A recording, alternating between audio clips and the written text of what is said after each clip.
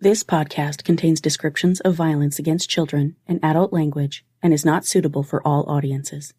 Listener discretion is advised.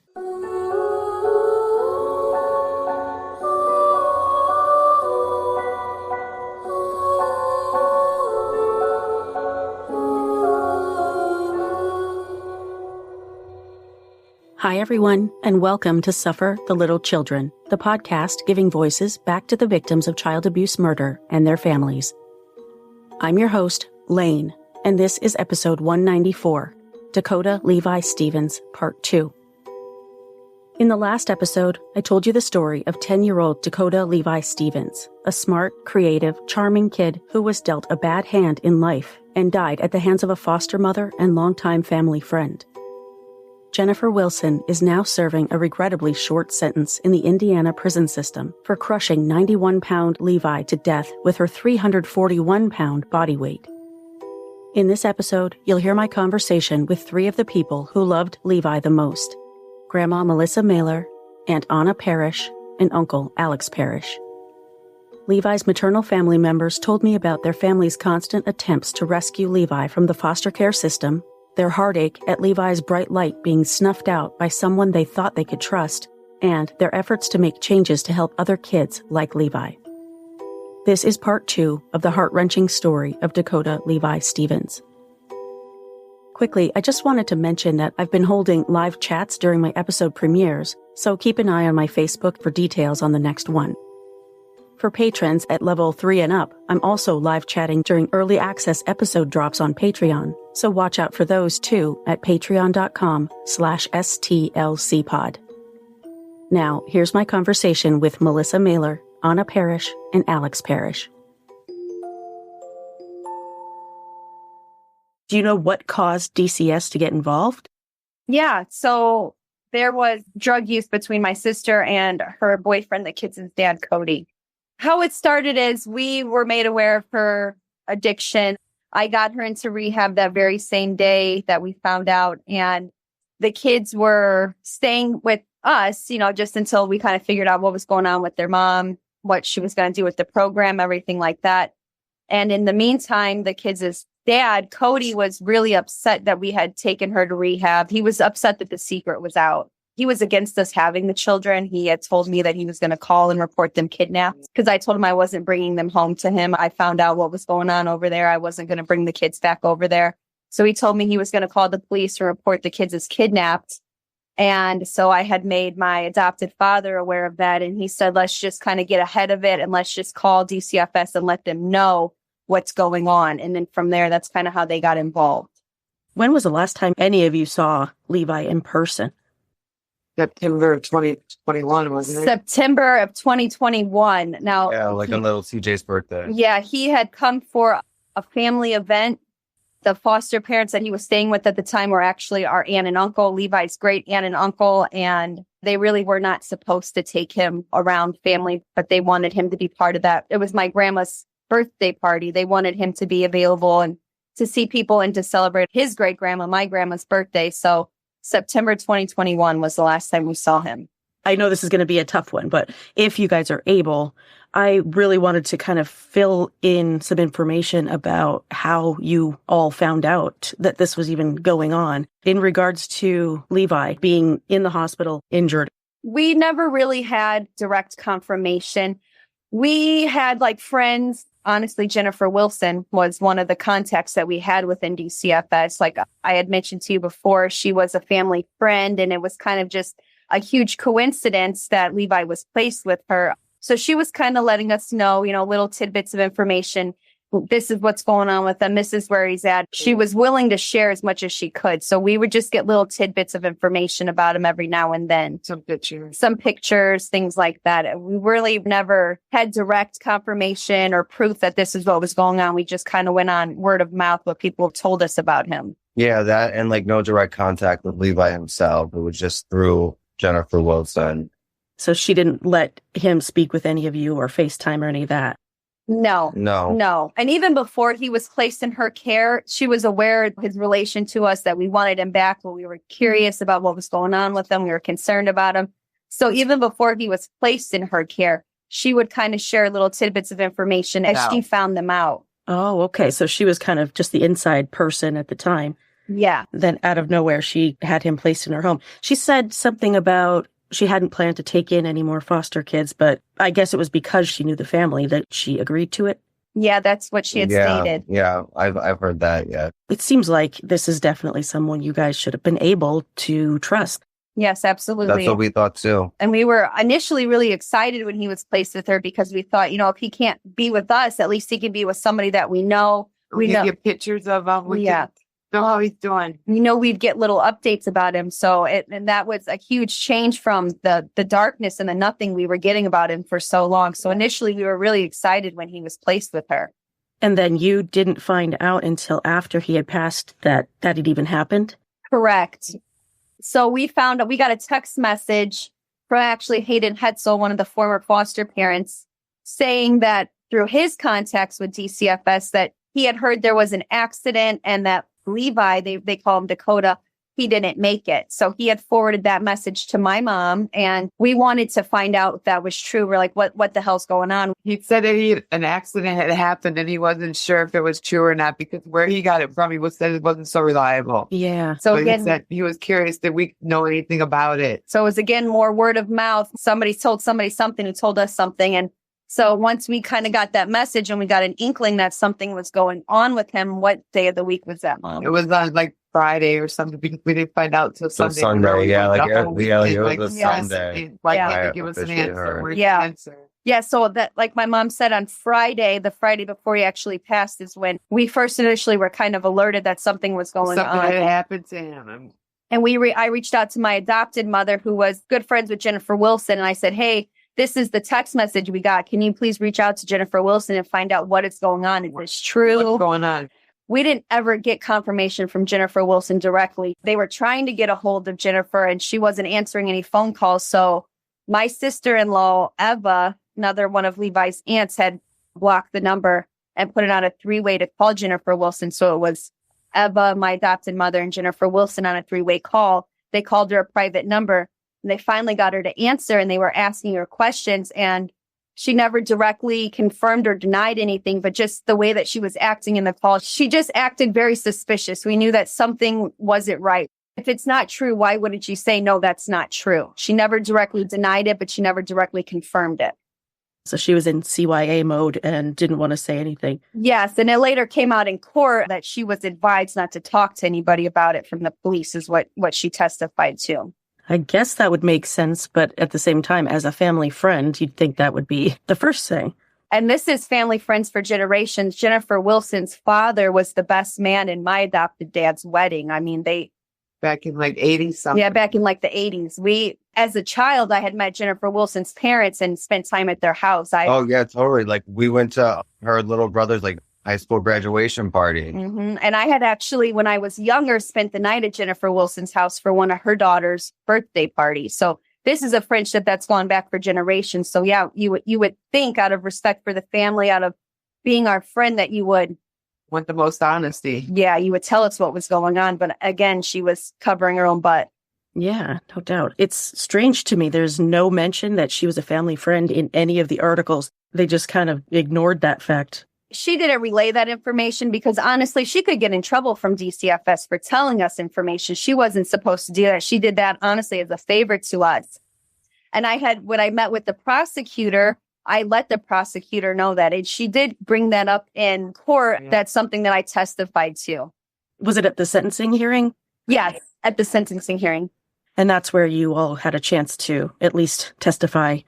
Yeah, the prosecutor opened it up to people that would be, willing and able to hold it together to testify. Who did testify or who were you able to hear? The people who testified, the witnesses were myself, Marley, my niece Marley, so Levi's cousin Marley, my sister-in-law Eva Parrish, and Linda, my aunt Linda, so that would be Levi's great aunt, and Logan, and my cousin Logan. How long did that sentencing hearing go on? I'm just curious. 4 hours. 4 hours, yeah. Okay. I guess it could be worse, but as long as she got the maximum, which I love the judge.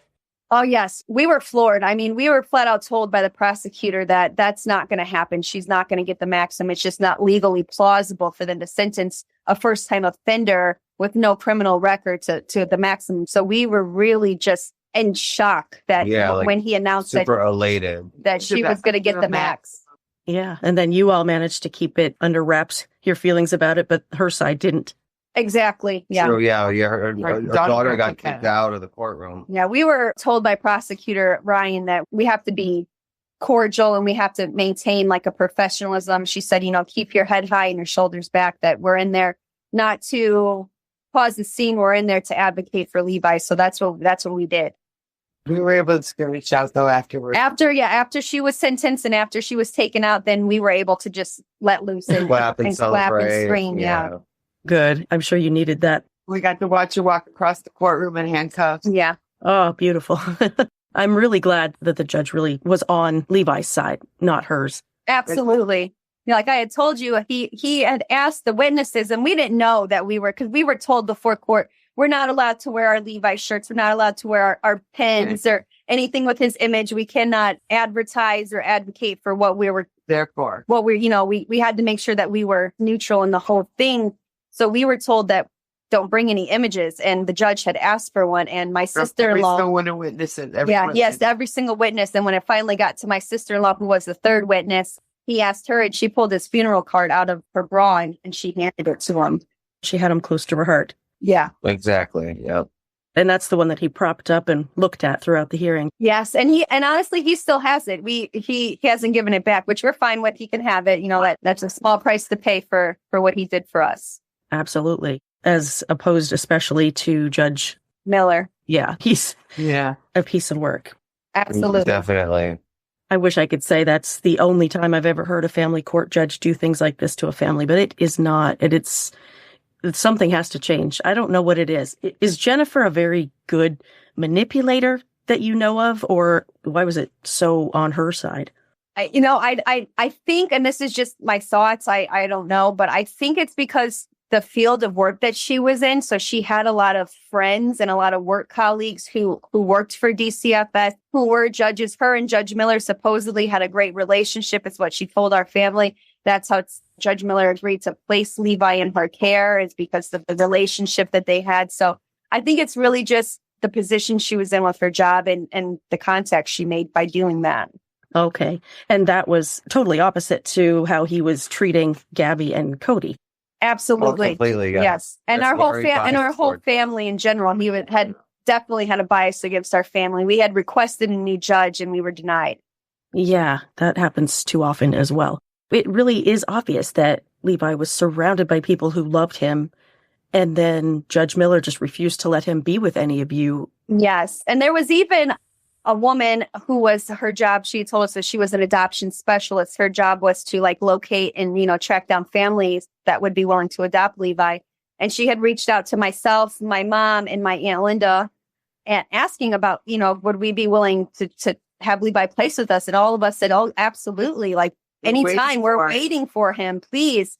And she had asked for us to send pictures, email her pictures of Levi. She wanted to make a little memory book for him, a picture book for him to go through. And we all just got to work and we just emailed. And she had replied back that she has never had such a response from any family that she's ever worked with, that it was very obvious to her that Levi was loved and well cared for and wanted. And after speaking with Judge Miller about, her wanting to place Levi with us, we never heard back from her. So it's our assumption that Judge Miller shut that down.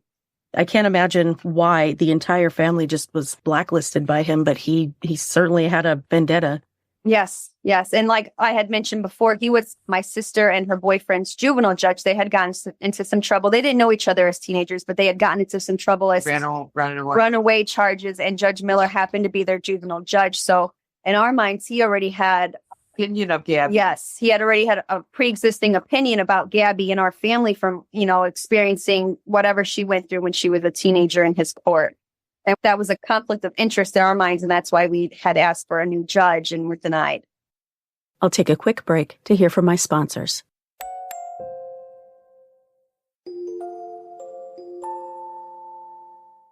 So Gabby and Cody didn't know each other. They just happened to have the same juvenile judge. Correct. Because it's done by last name. Okay. How their last names spell. They were just placed in the same judge. And when did they meet? So they met This is like 3 years before Levi was. Yeah. Levi was born in 2013. I'm going to guess about 3 years before that. They were already over 18 when they had met. Okay. It was in high school. Oh. Now, Gabby and our family, we went to Crown Point High School in Crown Point, Indiana, and Cody and his family's from out in the Gary area. He went to Calumet High School in Gary. Oh, okay. You were living in Crown Point for most of your lives. Yeah, for most of our childhood, yes. And then like once we all kind of turned 18 and graduated and we're done with school, we kind of all went our separate ways. And I happened to come out this way and Gabby was not far behind me. And Cody was the little brother of one of my friends. I introduced Gabby and Cody. I just thought they could be friends. Gabby was new to this area. She kind of just moved out here on her own, trying to branch out. And I thought she could use a friend. And that's how her and Cody met and all that got started. They didn't start using until my niece was 2 years old. So that would have been in 2017. They were great parents. They the were. babies were born. They were great parents. And that's something that's not often talked about or mentioned is that they were young, but they did love their children. And Cody, their dad, he worked every day and he worked hard. They had their own little home. They were really making a family. They were really making a life for themselves. And Levi was saying, my daddy showed me this. My daddy told me how to do this. Levi was crazy about his dad and his dad was crazy about him. A coworker of Cody is the one who introduced him to the drugs. And then from there, he introduced them to my sister and it just went downhill. I'm sorry about that. It's really a shame because they do sound like they were good parents and they're good people. They were. And I've got photos, to show. And Cody would stop at the gas station and get Levi potato wedges and cheese. And that was their little thing that they ate together. And yeah. Levi loved it. Cody and Levi were crazy about each other. God, it must have been hard for Levi when his dad passed away then. But he was also going through all of this other stuff. It was just so much piled on him.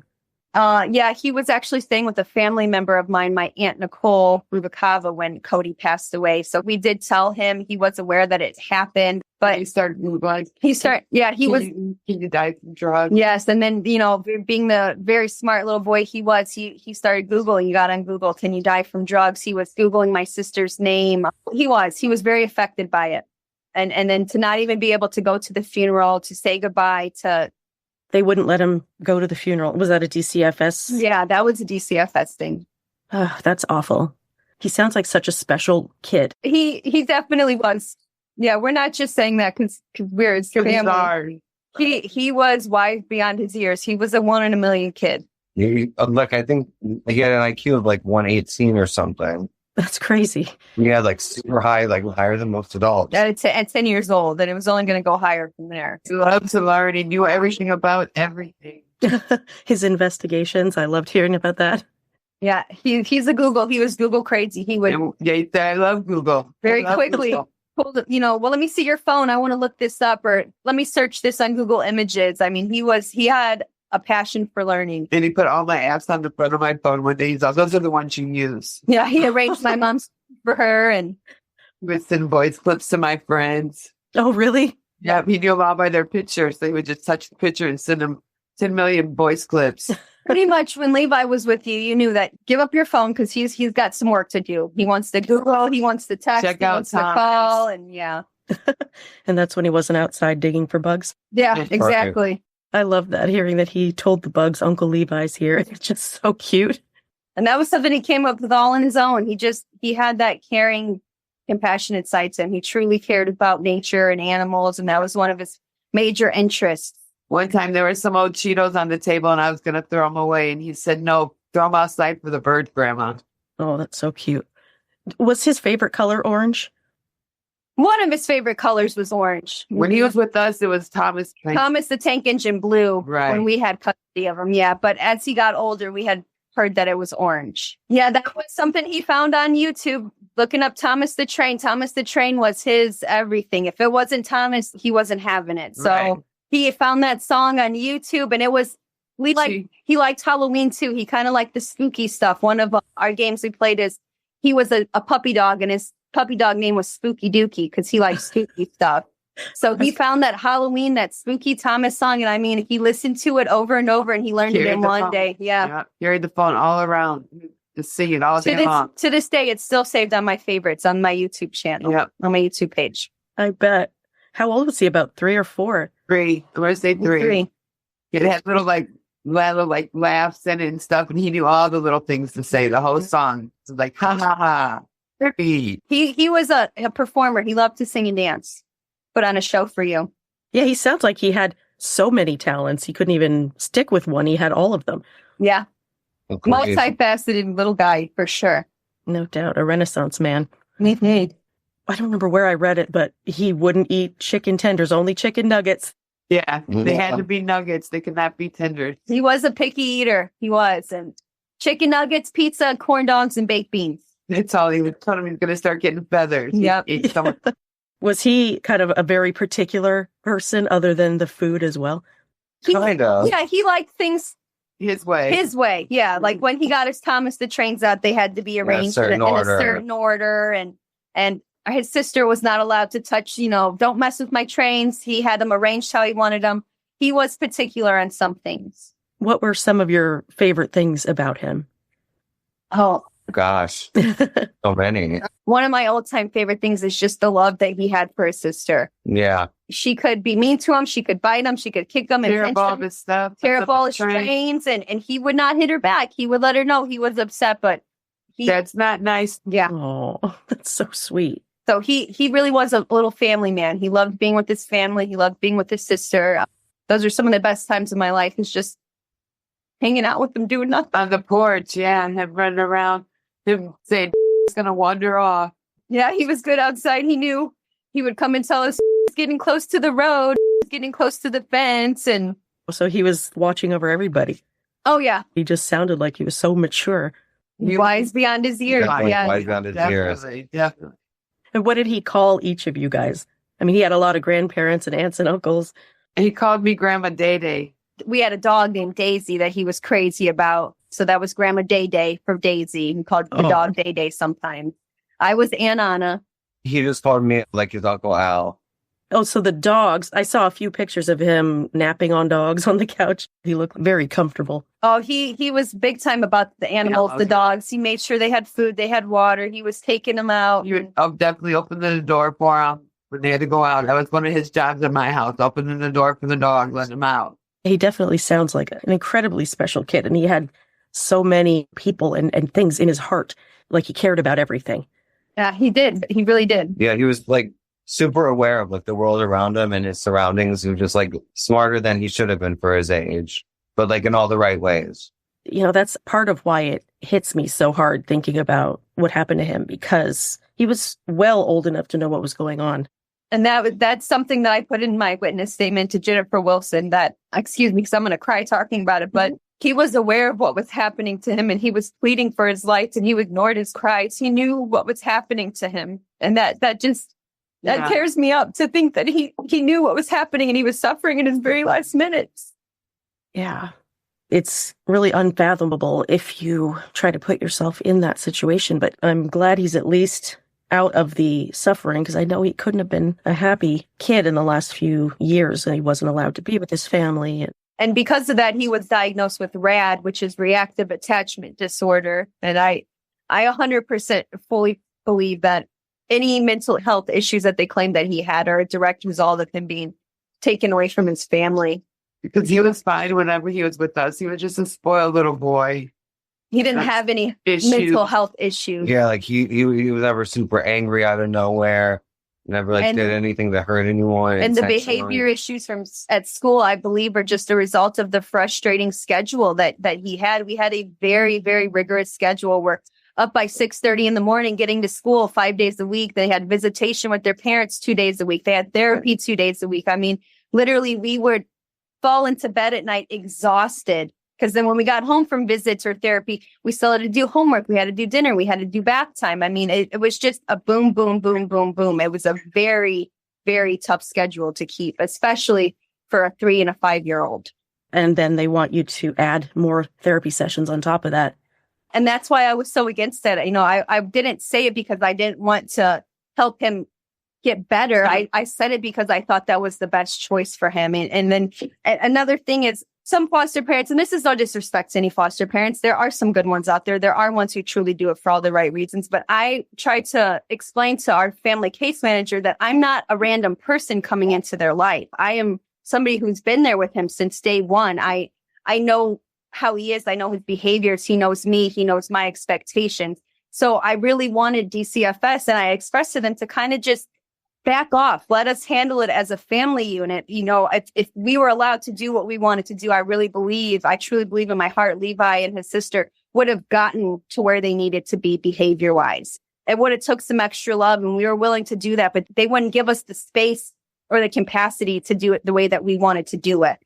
Yeah, the judge not trusting your whole family for whatever reasons are known only to him. And and the therapist, they had 2 therapists that had a really key role in making sure that they never were returned to our family. And that, again, it's just my opinion, but I believe that that was a direct result because I told them that, no, I don't want them to have any more therapy with you. So once I dared to speak out against them and their opinions, then I became public enemy number 1. Yeah. And it just doesn't seem feasible that anyone could keep up a schedule like that. Yes. And then another thing is they had asked me about adopting the kids on May 9th. Okay. And then they were removed from my care on May 15th. And that meeting where they asked me to adopt the kids, I didn't say no. I didn't say yes. And I stated I didn't say yes because my main goal is I wanted them back with my sister. I wanted their family unit to be whole again. That was my main goal in all of this. And I told them that I would not want to take the children away from my sister. I want to give her the opportunity to get clean, to get herself together, for their family to heal so that they can be together. And it's almost like once I told them that I was on Team Gabby, Team my sister, then again, I became public enemy number 1. It's because I dared to disagree with their recommendations. I'll pause here for another quick sponsor break.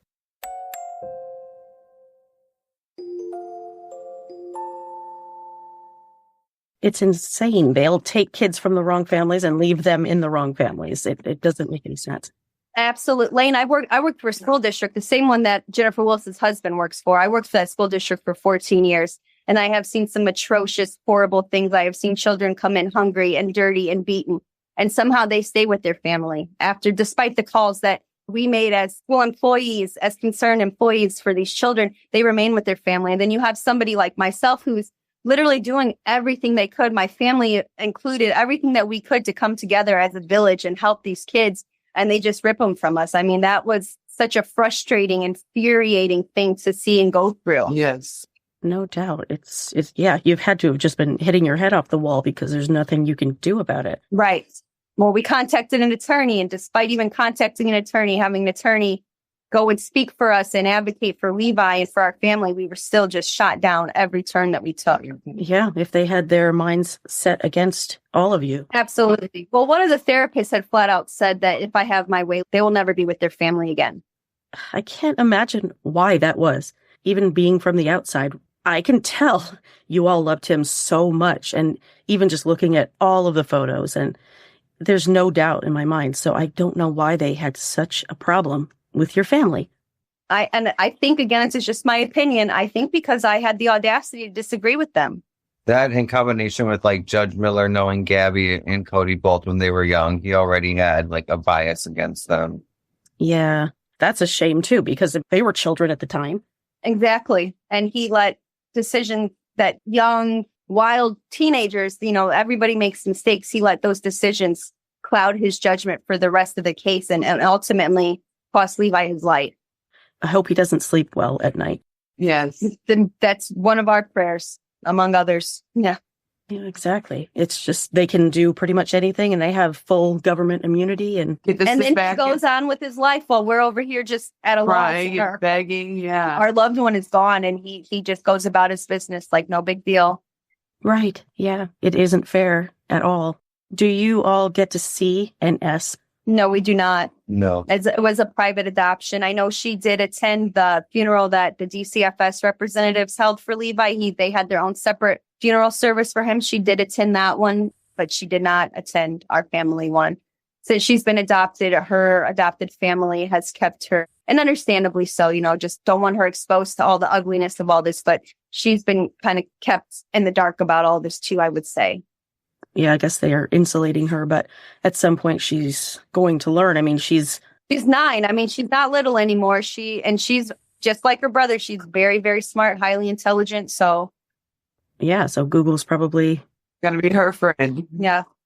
And we have heard through the grapevine, people knowing people, that she is very loved and she is very well taken care of. She's happy. And she's happy. And so for that, we're happy. But We wish it was with us. Exactly. I'm glad she's doing well. But yeah, she belongs home with you as well. Yeah. Another thing that people fail to realize is that this whole situation has cost us, my sister. She's never going to be the same person she was again. She's in another state. We don't hardly see her. We don't see her. We don't hardly have any contact with her. So we've lost my sister. We've lost Levi. We've lost Ines. That's 3 major people, the most important parts of our immediate family that are just gone to us for forever. So we had really high hopes that one day we knew Levi would come back to us. He remembered that we loved him. He knew it. Yep. So We were just waiting. it just shattered our futures. It broke our hearts and it stole our futures. Yeah. Yeah. And his sisters. I mean, she'll have her own, but it's not what it was going to be. Their brother. And they loved each other. And that was one Yeah, they thing were so close. that I can never get over. I damn judge Jeffrey Miller to hell for it, that you split them up. The only constant that they had in each other's life, their only support source, their only familiar, and you split them up. Did he give a reason for that? As far as I know. To my knowledge, no. But again, we were not privy. We weren't privy to any of that information. Yeah, I would love to hear his reasoning for that, because I can't imagine why it would be better for them to be separated. Yeah, was adopted and Levi went to a hospital. Right. I guess the autism diagnosis would have come later, obviously, since he didn't have any of those symptoms. We had never heard anything about him being autistic until the trial, the sentencing hearing for Jennifer Wilson. We don't know. I've never seen any concrete evidence. I've never seen any documentation. I've never seen any doctor paperwork on it. And, that with the families he was staying with before the Wilson family, they would have had to take him to the doctor and the psychologist, things like that. It was never mentioned or brought up until the sentencing hearing for Jennifer Wilson that he was autistic. Yeah, that's convenient. Besides the fact that autism can have a lot of overlapping symptoms with RAD. Mm-hmm. So it sounds like it was definitely made up to give her some kind of an excuse, although there's still no excuse. And that's what I think it was for, to kind of explain away why she did what she did, to try to give her some type of leverage. Yeah. I've known people with autism, and I've never seen that in Levi. I've never heard anyone describe that in him either. And he was seen, in his hospital stays, his mental health facility stays. Don't you think a doctor would have done some type of a test or some type of evaluation, would have determined that before he was in the Wilson's care? Because to be honest, he's been in the hospital several times from what we've been told and informed. So I don't hold any credence to that diagnosis. Like you said, I think it was just kind of a made up maybe pathway for her to try to explain away her actions. Trying to get some kind of sympathy. It doesn't seem like it should be able to be admitted, but I guess the judge didn't really take that into consideration. No, I don't think that he paid it any mind. Maybe he did, but in my opinion, I don't think that he did. He saw right through Jennifer Wilson and her lies and her bullcrap. Her lawyer. Mm-hmm. Good. Did she have one of those slimy defense lawyers who would say absolutely anything? Well, she had two of them. And honestly, they did not call any witnesses, or they didn't try to contest anything that we said. So we were initially told that she was going to have her husband, her daughter, and a few work colleagues as character witnesses for her side. But then we were informed right before court started that no, she doesn't have any witnesses on her behalf. Except her husband. Except her husband.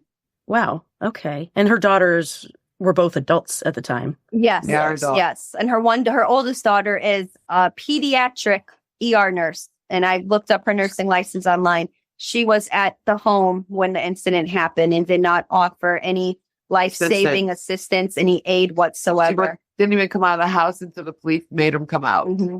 And that's Samantha. Yes, that's Samantha Ponda. And her youngest daughter is Madison Wilson. And Madison is the one that was kicked out of court. So Samantha, they didn't live there, from what I understand, right? The girls. I believe Madison lived there still, but Samantha did not. Her and her husband have their own separate residence. And they just happened to be there. She was pregnant when that happened with Levi. Oh, okay. But she didn't even bother coming out. That is mind-blowing. No. According to the court affidavit that we saw and the neighbors and everything, her and her husband did not exit the house until they were instructed to do so by the Board County Police. Then, they heard him screaming. The neighbors heard him screaming. So there's no way that the same residents that they didn't hear him screaming, and she didn't come out to push her mom off. And for two, follow the oath she made as a nurse to make sure, that you offer that life-saving assistance to anybody in need. She failed to do that, and she failed to report the child abuse that was happening. Yeah. So 3 mandatory reporters at that moment. Her husband and the caseworker and her daughter, all of them. And the state of Indiana, if you're aware of, that's what we're really trying to push with this Levi's law. It's one of the things that we're trying to do to honor his memory, is that in a situation like that, all of those adults would be held responsible. They would have some type of legal repercussion because they were all aware of what was happening and they did not intervene. That's excellent. So you have this law proposed. At what stage are you with it? We're very early in it. So right now what we're doing is, and we don't know if it'll hold any credence or if it'll make any difference, but we have a petition going around, and I would just like to collect as many signatures on it as we can so that when we go to our state representative, we can say we're not the only ones that feel this way. We have X amount of American citizens who believe that this should be a law too. The petition is just really more as a backup, something to support our cause and why it should be made into a law. Right. That can't hurt. Public support for that kind of thing should hopefully sway someone. Yes, that's our hope. So you guys also have a headstone on its way, or what's the... Yeah, it's in the process of being made right now. I had called on, last week sometime just to kind of get an update on it. And I was told that it's made out of a black granite, and the black granite that we requested it be made out of is currently out of stock. So they're waiting for that to get in stock, and then they'll go through, and he said that they can get the carving and the etching done pretty quickly. So the cemetery, their company's best guess was it would be in around Memorial Day. And it sounds like it's really going to suit him and the plans that you sent. That's what we wanted it to be, something that was the whole idea. That, that he would have designed and picked out himself. It's kind of pay tribute to all of the things that he loved, all of his favorites. Yeah, that's awesome. Yeah, I think he would definitely approve of that. So you're having a vigil also on the 30th? Well, we are attending a vigil at the Lake County Courthouse in Indiana. Because April is Child Abuse Awareness Month, they do like a yearly child abuse candlelight vigil. They do some like education on child abuse awareness and prevention.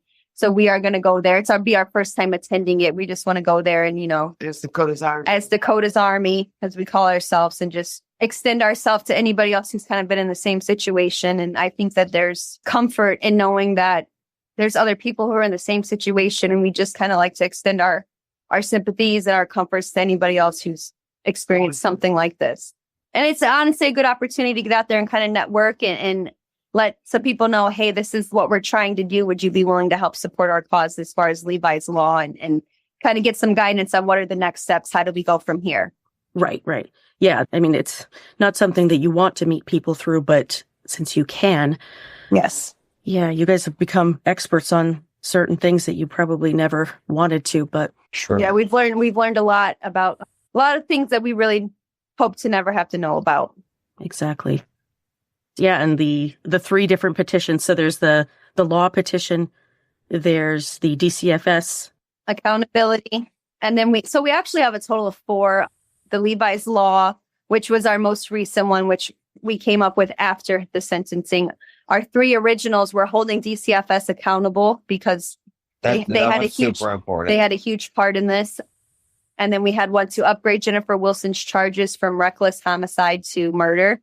That one's got close to like over 5,000 signatures on it. We had started it before she was sentenced. So I think we're kind of grasping at straws there, and then the 3rd one is the removal of her husband as principal of Lake Ridge New Tech Middle School. Yeah, which only makes sense. If he's willing to sit and watch his wife do something like that, what is he doing in charge of hundreds of kids? Exactly. Again, I worked for that school district for 14 years, and the children there, they need somebody that they can count on, they can rely on to keep them safe. And he is obviously not that person. Levi was also a student through the Head Start program of Lake Ridge School. So we just feel that it's a total insult to his memory. Many of our family members, both on our side and their dad's side, were Calumet, the same school district alumni. So we just feel it's very insulting to our family and to Levi's memory to have the husband of his murderer employed by you guys. Yeah, and plus, poor Aunt Linda works with him pretty closely. Yeah. Well, she tries to distance herself. Yeah, my Aunt Linda, one of the witnesses for the sentencing, she still currently works for Lake Ridge Schools. Oh, that must be hard to walk in the door. It is. And she's been shaking. She's gotten panic attacks having to see him, and it takes a psychological effect for sure. time for one last sponsor break.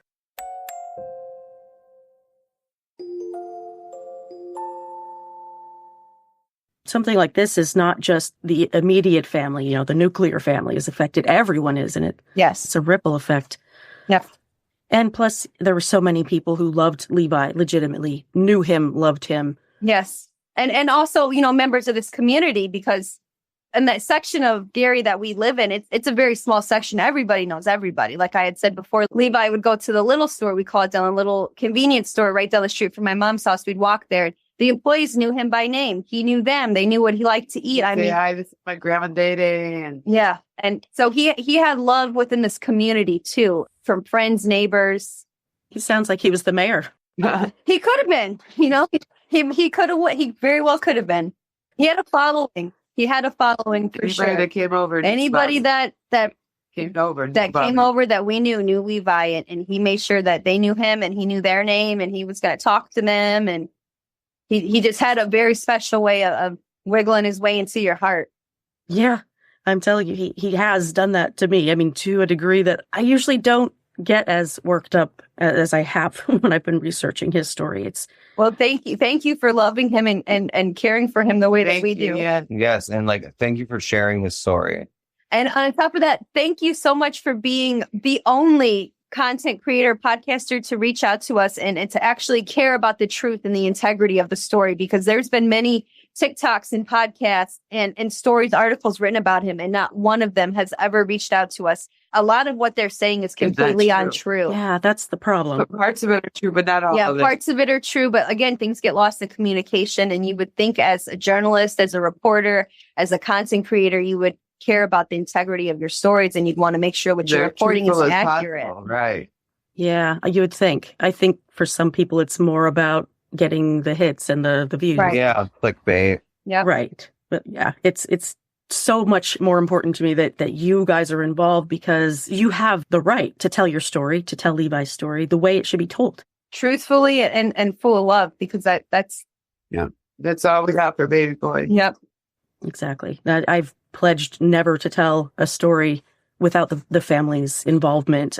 I had in the past, but when I realized exactly how traumatic that can be, it's just not acceptable. So it's not something I'm willing to do. And I commend you for that. You're 100% right. It is traumatic. We're on Facebook or we're scrolling through TikTok and all of a sudden I see my nephew's face and then I stop and I listen to it. I'm well, that's not true. That's not true. That's not true. You're going out here and you're perpetrating a story that's not even true. Yeah, you're spreading misinformation. And in a way, to me, that it pisses me off. It upsets me. You're slandering my nephew's name and his legacy. You're saying things that are not true. Right. Yeah. Things about my other daughter as well. Yeah, things about my sister that are not true. So I've actually contacted news sources online and print and said, you need to retract what you're saying because that is not true. And you're slandering my family.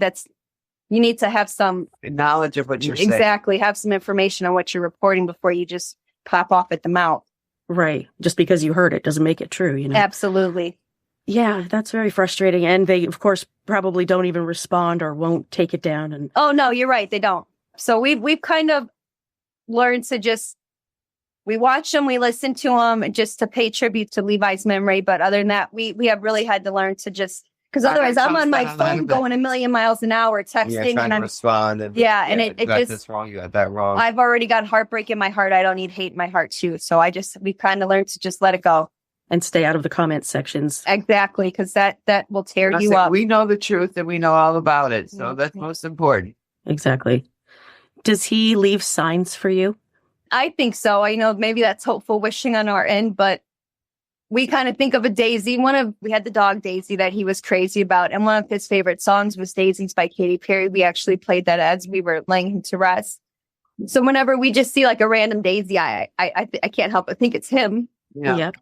That or like a random bug will land on you and Oh, let me tell you a story about Indy. So don't tell me there aren't signs there, because my family went down to Indianapolis and they stood outside. They did a demonstration outside of a DCFS headquarters building down in Indianapolis. And they also went and held like a demonstration in front of Jennifer Wilson's lawyer's office. And while they were doing that, a butterfly came and it landed on Kindle. It landed on a couple of different family members. I mean, and it stayed, they were able to take pictures. It went on my hand. It was walking around. It's on Marley's cheek in one picture. Yeah. I mean, just a butterfly to come and hang out and stay on them. And that's Levi to us. Like my family truly believes he was there with us that day. For sure. Yeah, he wanted to be involved and keep an eye on everybody. And one of the streets that they were marching up and down, they were protesting on was Stevens Street. I don't think it's wishful thinking at all. It really does seem like the kids they want their families to know they're still here and still watching them. And I think that when somebody passes away with so many unresolved feelings and things left unsaid and hurt emotions, that energy has to stay somewhere. It has, it doesn't just disappear. So they take that and they show you that they're gone, but they're not gone forever. Right. Absolutely. And for a fact that he's never going to be forgotten. Absolutely. Never. We held a benefit for him, and we had almost 200 people, and not just family. I mean, people that we had never met. Like people who knew him from the Facebook page, like people from the neighborhood, the community, like friends of friends who wanted to support her story. Such an outpouring of love and support. And because of all that love and support, we were able to make sure that he got the headstone that he deserved. That's awesome. Yeah, I read about the lemonade stands and things like that. So you guys were super busy, or have been for the past. Yes. And I think keeping busy is a way for us to kind of channel that grief into something positive. Yeah, coping mechanism. We are constantly coming up with things to do to pay honor to his memory and to his legacy. One thing that we're working on right now is with his 1-year anniversary coming up, we are in contact with the Indiana Department of Transportation. We're looking and hoping to adopt 2 different sections of highway here in Indiana in his honor. And we think that with his love of the outdoors and nature, that's a good way to pay tribute to him, is keeping what we can clean in his memory. Yeah, that's great. I'm sure he would love that. Yeah. Yeah. And then for each holiday in my mom's front yard, she has like this amazing like memorial to him, and she'll decorate it. Like for Christmas, she put a stocking out for him. He has his Easter decorations out there now, just, so he can celebrate the holiday with us. Yeah. Too. And then we're not sure who, somebody came and stopped and put beautiful flowers on it. And, that's not just for us to see that when we pull into the driveway, it's for the neighborhood, the people that knew him as well, to kind of have a spot to go in and pay respect to him. Are you a member of his Facebook page? You're more than welcome if you'd like to join to the Honoring Dakota Levi Stevens. We post a lot of updates on there. We kind of try to keep everybody as informed as we can on there, but yeah, it definitely is a very comprehensive place. I'm glad that exists. I know it's got to be a lot of work too. Yep. And it's just another way when we're having a rough day, when he's heavy on our minds, we can post a picture of him, or we can share a little quote that reminds us of him. Just another way to kind of channel all this grief and devastation. Well, he definitely had no shortage of love. That's something that he knew very well. That was easy to do. To meet him was to love him. Exactly. He sounds like he just had the biggest personality. He did. That's very Bigger true. than his whole body. Yeah. He was going to be a star for sure. Whatever he decided to do in life, he was going to succeed and be great. He would have helped the world. And that's another thing that we just have a really hard time with, is that they didn't just take him from us. They took him from the world where he would have. Right. Yeah. He would have really done great things and really cared about people. And, it's just making differences. Yeah. Yeah. It's not fair, but he can still make a difference now, and you guys are seeing that through. Despite him being gone, he still brings love. He still brings people together. That's one thing that we've said, is that on that Dakota page, there's 1,000 members on there. People we've never met, people from all over the United States, well, different countries too, Australia, Great Britain, Sweden. And not just supporters from the community and the world, but within our family too. It made us stronger as a family. It made us definitely closer as a family. We hug each other tighter at night, because you never know. Yeah, he sounds like he, both in life and after, has the ability to do that, bring people together and make them love harder. You're absolutely right about that. Thank you for sharing him with us and for trusting me to tell his story. That means so much to me. And it is my honor to help you guys get his story out there. Thank you for sharing your story, Lane. So thank you. Thank you so much to Ana, Melissa, and Alex for sharing so much about Levi with us. There's no question he was an incredibly special kid, and I'm honored to have any small part in helping the family keep his memory alive. Please support the family by signing the petitions we talked about in this episode. I'll include the links in the show notes, along with the link for the Honoring Dakota Levi Stevens Facebook group. Finally, I wanted to mention one last thing. I've never been able to grow plants. I don't even bother trying with houseplants anymore because with my black thumb, despite my best efforts, I always end up killing the poor things. Several weeks ago, while I was researching and writing Levi's story, I happened to see a little daisy growing kit at the store and bought it on impulse because daisies were Levi's favorite flower. I took it home, followed the instructions, and planted the seeds without any major disasters. Considering my track record, imagine my shock when, about a week later, I found little green sprouts growing. I've been devotedly giving them little sips of water and setting them out in the sunshine whenever the sun's out, and they're growing bigger every day. I'd like to think that's Levi's influence. I'll include a picture of my daisy sprouts in this episode's Facebook photo album. That's it for this episode. Join me next time for another story. If you like the show, please follow or subscribe to Suffer the Little Children on Apple Podcasts, Google Podcasts, YouTube, Spotify, Spreaker, Pandora, iHeartRadio, Stitcher, or your favorite podcast listening app. And please leave me a 5-star rating and a positive review on your favorite podcast platform. Visit the website at sufferthelittlechildrenpod.com. You can support the show by visiting patreon.com/stlcpod, where you can become a patron for rewards ranging from a shout-out by name on the show to exclusive gifts. You can also support the show at ko-fi.com/stlcpod. Follow the podcast on Facebook and Instagram at Suffer the Little Children Pod and on TikTok at STLCpod. View photos related to today's episode on Facebook. This podcast is researched, written, hosted, edited, and produced by Lane. Intro theme music is by Dream Note Music, and all music for the show is licensed from audiojungle.net. For more information about preventing or reporting child abuse, visit childhelp.org or call your area's child abuse hotline. And remember, if you see something, say something.